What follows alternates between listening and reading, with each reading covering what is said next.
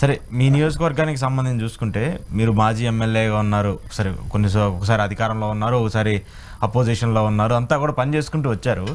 ఏంటి మైలవరానికి సంబంధించి రాజకీయాలు ఒక 10 సంవత్సరాల నుంచి చూసుకుంటే డిఫరెంట్గా చేంజ్ అవుతూ వచ్చాయి.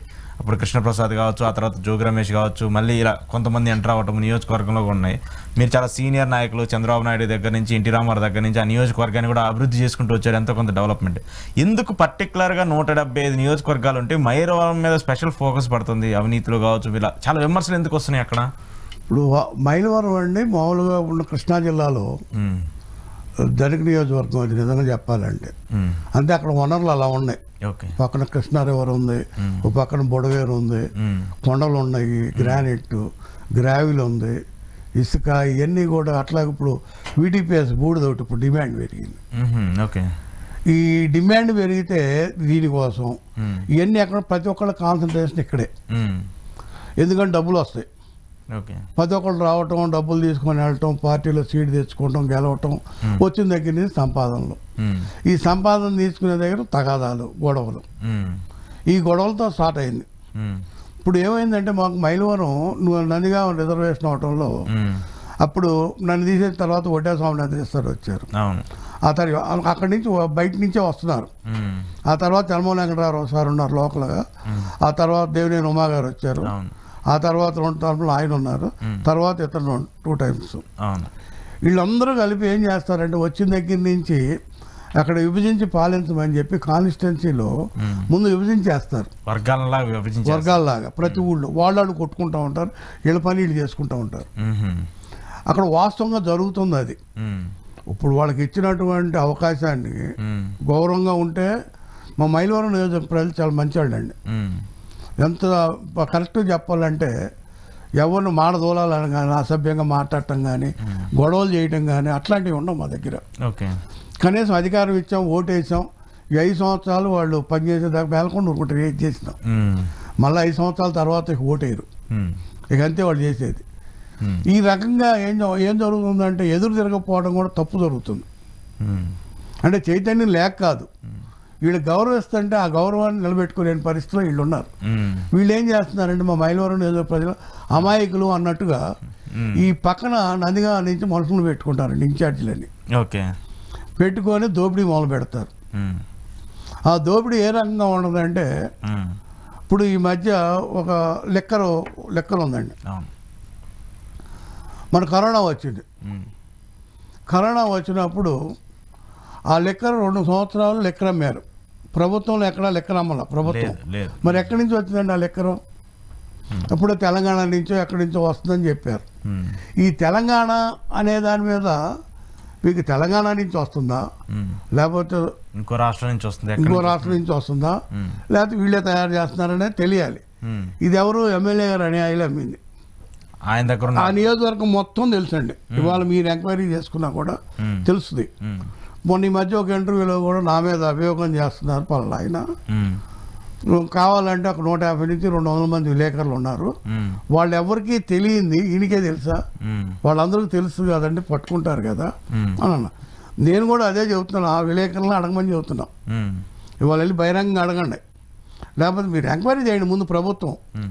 ఆ తర్వాత ఇవాళ కూడా వాళ్ళ అనేవాళ్ళు మైలవరంలో పుల్లూరులో ఒక షాప్ ఎవరికో వస్తే వాళ్ళని బెదిరించి ఆ షాప్ తీసుకున్నారు. ఆ మైలవరంలో పెట్టి ఆ మైలవరం మొత్తం బెల్ట్ షాపులు వాళ్ళే అమ్మేది. గ్రావిల్ కోరీలు వాళ్లే, ఇసుక వాళ్లే. ఒకప్పుడు గతంలో ఇప్పుడు ఇసుక మొన్న ఈ మధ్య ఒక వీడియో చూసా, ప్రభుత్వంలో వైఎస్ఆర్సీపీలు ఈ రకంగా ఇసుక అమ్ముకున్నారు, ఎట్లా చేశారని చెప్పి. ఈయన మరి కొంతకాలం ఈయన తీసుకున్నాడు ఇసుక. అప్పుడు ఆయన ఎమ్మెల్యే ఉన్నాడుగా, అడ్డగోలుగా అమ్మాడండి. హైదరాబాద్ కొన్ని 100 లారీలు వచ్చినాయి. మరి దానికి సమాధానం కూడా ఉండాలి కదా, ప్రజలకు చెప్పాలిగా. ప్రతి ఒక్కళ్ళు ప్రమాణాలు చేస్తూ ఉంటారండి. ఒక ఎమ్మెల్యేగా అయినప్పుడు, ఒక మంత్రి అయినప్పుడు ప్రమాణం చేస్తారండి అసెంబ్లీలో. ఇప్పుడు ఎమ్మెల్యే అయినప్పుడు ప్రమాణం చేస్తారు కదా, మళ్ళీ బయట వచ్చి మనం చేయాల్సిన అవసరం లేదు. వాళ్ళు నిజం చెప్పాలండి ఈ రోజుకైనా. అదొక్కటి చాలా అసలు ప్రజలకి అర్థమైపోతుంది కదా వీళ్ళ నిజాయితీ ఏంటో. అవి చెప్పరు.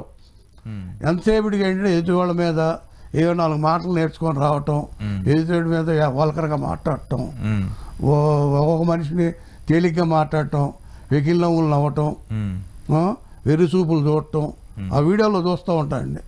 ఆ ప్రజలు ఎదుటోళ్ళని ఇప్పుడు దేవినేని ఉమా గారు కానివ్వండి, లేకపోతే జోగి రమేష్ గారు కానివ్వండి, ఇంకా నేను కానివ్వండి, ఇంకెవరినైనా అతని తప్పు అని అంటే అందరి మీద రివర్స్ మాట్లాడటం. అంటే ఇప్పుడు కాదు, మీరు కావచ్చు, జోగి రమేష్ కావచ్చు, దేవినేని ఉమ కావచ్చు, వీళ్ళందరూ కూడా అక్కడ నియోజకవర్గంలో ఉన్నారు. ఎప్పుడు కూడా ఈ రేంజ్లో అక్కడ ఈ అక్రమాలు జరుగుతున్నాయి, అవినీతి జరుగుతున్నాయి, ఎప్పుడు ఈ రేంజ్లో కూడా ప్రొజెక్షన్ అవ్వలేదు. కానీ ఎందుకు లాస్ట్ ఈవెన్ వైసీపీ గవర్నమెంట్లో కూడా ఆయన మీద కొన్ని ఆరోపణలు వచ్చాయి, ఇప్పుడు ఇంకా ఎక్కువ పెరిగిపోతున్నాయి అనేది ఒకటి. అవునండి, వైసీపీ గవర్నమెంట్లో నేను క్లియర్గా చెప్పానండి. నేను 4-5 సార్లు స్టేట్మెంట్లు ఇవ్వటం, స్థానికేతరుల వలన ఇబ్బంది ఉందని చెప్పాను. అవసరం వీళ్ళిద్దరు కలిపి డ్రామా ఆడుతున్నారని కూడా నేను దాని మీద చెప్పడం కూడా జరిగింది. అయితే వీళ్ళు ఏ రకంగా ఉన్నాయంటే ప్రతిదీ కూడా ఎదుటోడి మీద గుట్టగాల్చి మీద అనే పరిస్థితిలో ఉంటారు. మేము నీతి పరులు, నాకెందుకు ఇంత డబ్బు ఉంది, ఎక్కడి నుంచి వచ్చిందండి ఈ డబ్బు? భూకజ్యాలు చేస్తేనే వచ్చిన డబ్బే, ప్రభుత్వ డబ్బే, ప్రజల డబ్బే ఇదంతా కూడా. ఈ మధ్య కూడా హైదరాబాద్లో కొట్టారు కదా, హైడ్రా ల్యాండ్. అది కోర్టులో అన్నాడు, ఏదో కోర్టులో మేము ఏం చేశారు మనకు తెలియదు అనుకోండి. అసలు మీకు ఫస్ట్ నుంచి ఎక్కడి నుంచి నీ వ్యాపారం ఎక్కడి నుంచి స్టార్ట్ అయింది? ప్రభుత్వ భూములు ఎక్కడ డిస్ప్యూట్ ల్యాండ్స్ రూపాయిది 5 పైసలకి 10 పైసలకి అధికారాన్ని అడ్డం పెట్టుకొని తెచ్చుకున్నాయో భూములు ప్రభుత్వంలో రికార్డులు మార్చడం, నెంబర్లు మార్చడం, ఎంక్వైరీ చేస్తే తెలుసుగా. సరే నువ్వు అంత నీతిమంతుడు, ఒక లెటర్ పెట్టండి సిబిఐకి, నేను రాసి నా మీద ఎంక్వైరీ అయ్యండి, నేను అంత నిజాయితీగా ఉండాలి, క్లీన్ చేయడం తెచ్చుకోండి, అసలు ప్రజలకు చెప్పండి. ఓ పద్దాక ఎందుకు నేను గొప్పోండి అని చెప్పి మేము అభియోగం చేస్తూ ఉంటున్నాం కదా, మేము చెబుతున్నాం, కనపడుతున్నాయి అక్కడ. కాకపోతే దేవినేని ఉమా గారు కొద్దిగా ఎక్సెస్ చెప్పొచ్చు, కొన్ని వేల లక్షల ట్రిప్పులు తోలేడు ఆయన అంటే. వేల ట్రిప్పులు తోలిన మాట వాస్తవేగా, లక్షలు కాకపోయినా. రాజకీయంగా వాళ్ళు మాట్లాడారేమో, నువ్వు మట్టి తవ్వావా లేదా, ఇసుక అమ్మేవా లేదా, బూడిద అమ్మేవా లేదా. నిప్పు లేకుండా పొగ అయితే రాదు కదా సార్. నిప్పు లేదు, నేను అది ఎందుకంటే చేసిన మాట వాస్తవం, చేయలేదని అతను చెప్పడం అనేది ఎంత హాస్యాస్పదంగా ఉండదంటే, పైగా ఎదుటోళ్ళ మీద బుర్ర చల్లటం, ఆ బూతులు మాట్లాడటం. అసలు ఆ బూతులు ఏంటో నాకు అర్థం కాదు ఈ రోజుకి. ఒక సభ్యత సంస్కారం ఉన్నటువంటి వ్యక్తి ఎవరు మాట్లాడరు. ఏదో ఒక దాంట్లో చూశాను నేను, నీకు చదువు రాబోయిన సంస్కారం ఉందని మన నాన్నగారు చెప్పారండి. లోకేష్కి లేదు, చంద్రబాబుకి లేదు. అది వైసీపీలో ఉన్నప్పుడు అది వైసీపీలో ఉన్నప్పుడు అంటే ఎడ తయారయ్యారండి. వైసీపీలో ఉన్నప్పుడేమో ఆ రోజు చంద్రబాబు గారిని లోకేష్ గారిని తిట్టాడు, ఇప్పుడు ఇక్కడికి వచ్చి అక్కడ జగన్మోహన్ రెడ్డి గారిని తిడుతున్నాడు. ఇవాళ జగన్మోహన్ రెడ్డి గారి కాలుగోటు కింద పనికి రాడని ఆ రోజు లోకేష్ బాబు ఏది ఆ రోజు ఆయన పెట్టిన మనిషి మీద మాట్లాడారు. ఇవాళ ఏమంటాడు, మళ్ళీ లోకేష్ బాబు గోటు కింద పనికి రాడంటాడు ఈరోజు. అంటే అతని మనస్తత్వం ఏంటి అతను ప్రజలకు అర్థమైపోయింది, అతని క్యారెక్టర్ ఏంటి, అతను అనేది మాట్లాడే మాట మనం ఎవరో చెప్పవసరంలా. నిన్నేం మాట్లాడే ఇవాళ మాట్లాడేది ప్రతి ఒక్కటి కూడా ప్రజల ముందు ఉంది. అట్లాగే నువ్వు దోచిన దోపిడీ అంతా కూడా ప్రజల దగ్గర ఉంది. పైగా ఇట్లాంటివన్నీ దోచి ఇవాళ తెలంగాణ ఆంధ్ర ఎందుకు ఇడిపోయిందంటే ఇలాంటి వాళ్ళ వల్లే. ఇవాళ తెలంగాణ వచ్చి ఇవాళ మన బతుకు కోసం వచ్చి ఇక్కడ ప్రభుత్వ భూములన్నీ కాజేసినప్పుడు వాళ్ళు వ్యతిరేకత అయింది, అందుకే కదా. ఇలాంటి వాళ్ళ వల్లనే కదా. ఇలాంటి వాళ్ళందరూ కూడా తయారైపోయి మళ్ళీ ఇక్కడ డబ్బులు సంపాదించి వచ్చి ఆంధ్రాలకు వచ్చి ఎమ్మెల్యేలు